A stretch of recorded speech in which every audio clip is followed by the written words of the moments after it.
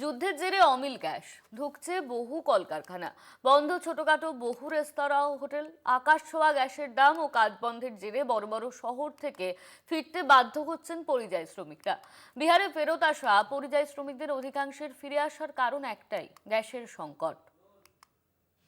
যুদ্ধের জেরে অবরুদ্ধ হরমুজ, আটকে বহু তৈলবাহী জাহাজ, যার জেরে পৃথিবী জুড়েই জ্বালানি সংকটের পরিস্থিতি। ভারতেও প্রভাব পড়েছে, রান্নার গ্যাস নেই, সিএনজি পেতে দীর্ঘ লাইন, রেস্তোরাঁর মেনুতে কাটছাট। এই পরিস্থিতিতে কাজ হারিয়ে ঘরে ফিরতে বাধ্য হচ্ছেন বহু পরিযায়ী শ্রমিক। गैस नहीं मिल रहा था, एकदम गैस नहीं मिल रहा था, नहीं बराबर खाना नहीं बन रहा था, लकड़ी पे खाना बन रहा था। কেউ ফিরছেন সুরাট থেকে, কেউ বা দিল্লি। অধিকাংশরই ফেরত আসার কারণ একটাই, গ্যাসের সংকট। दिक्कत यही सबसे ज्यादा है कि मानो गैस नहीं मिल रहा है।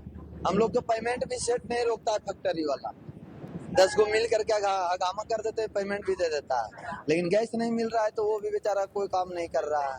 बोला हम क्या करें, तू लोग के पैसा कमी है तो बोलो देता हूँ, लेकिन अब गैस नहीं रहने से क्या परेशानियां पड़ी? बहुत परेशानी है। गर्दी उठा करके हम लोग आ जा रहे हैं। জ্বালানি সংকটের জেরে ধাক্কা খেয়েছে টেক্সটাইল থেকে সেরামিক শিল্প, কারণ এই ক্ষেত্রগুলি অনেকাংশেই প্রাকৃতিক গ্যাসের উপর নির্ভরশীল।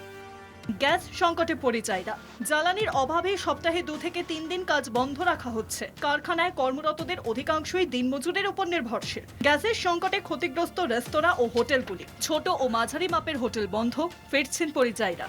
2020 সালে করোনা অতিমারির সময় অপরিকল্পিত লকডাউনের জেরে ফিরতে হয়েছিল পরিযায়ী শ্রমিকদের। পশ্চিম এশিয়ায় যুদ্ধ ফেরাচ্ছে সেই দুঃসময় স্মৃতি।